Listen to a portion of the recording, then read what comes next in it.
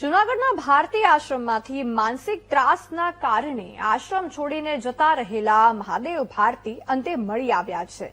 મહાદેવ ભારતીના ગુમ થતા જ જૂનાગઢ પોલીસ દોડતી થઈ ગઈ હતી અને 300 જેટલા પોલીસ જવાનોએ ગિરનારના જંગલમાં સર્ચ ઓપરેશન હાથ ધર્યું હતું।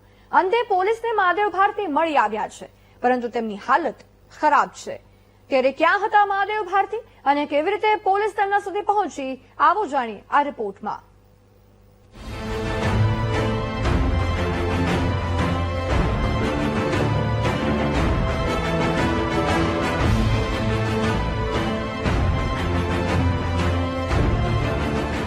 નવેમ્બર 2025 સમય સવારના 3 વાગ્યાને 47 મિનિટ।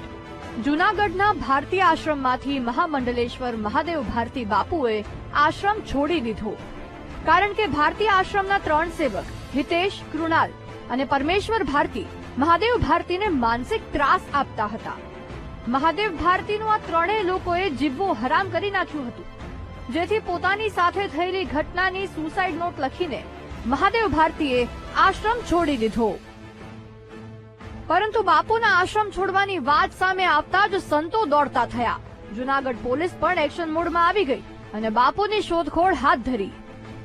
મહાદેવ ભારતીને શોધવા પોલીસે બનાવી 8 ટીમ, 240 પોલીસ સ્ટાફ, 40 એસડીઆરએફના જવાન અને 30 વનકર્મી શોધખોળમાં જોડાયા। આ ટીમ સતત 3 દિવસથી મહાદેવ ભારતી બાપુને શોધી રહી હતી। જંગલના ચપ્પા ચપ્પાની તપાસ કરવામાં આવી, જટાશંકરથી સર્ચ ઓપરેશન શરૂ કર્યું। અંતે મહાદેવ ભારતી બાપુ ઈટવા ઘોડી જંગલ વિસ્તારમાંથી મળી આવ્યા। બાપુની હાલત ખરાબ હોવાથી તેમને તાત્કાલિક જૂનાગઢ સિવિલમાં દાખલ કરાયા। આજ રોજ અમે આશરે 300 લોકોની ટીમ બનાવી અને ફોરેસ્ટ ડિપાર્ટમેન્ટની મદદથી પોલીસની ટીમે બાપુને ઈટવા ઘોડી પાસે કાળભૈરવ મહાદેવ મંદિરની આસપાસથી એમને શોધી કાઢેલ, જેમાં એમને ડિહાઇડ્રેશન થયેલાનું પ્રાથમિક અમને જાણ થતા તાત્કાલિક અમે એમને સારવાર માટે અહીંયા હોસ્પિટલ ખસેડેલ છે। બાપુ હાલ સ્વસ્થ છે અને એમની સારવાર ચાલુ છે। મહાદેવ ભારતી મળી આવતા જ ભારતી આશ્રમના મહંત મહામંડલેશ્વર હરિહરાનંદ ઇન્દ્ર ભારતી બાપુ સહિતના સાધુ સંતો પણ સિવિલ હોસ્પિટલમાં દોડી આવ્યા હતા અને તેમની તબિયત વિશે જાણકારી મેળવી હતી। મારા શિષ્ય મહાદેવ ભારતી બાપુ 4 દિવસથી આશ્રમ છોડી નીકળી ગયા હતા, પરંતુ પ્રશાસનનો એટલો સપોર્ટ, પોલીસ તંત્રનો એટલો સપોર્ટથી આજે મળી આવ્યા છે પરિક્રમાના રસ્તેથી। હું તંત્રનો ખૂબ અને મીડિયા જગતનો ખૂબ આભાર માનું છું।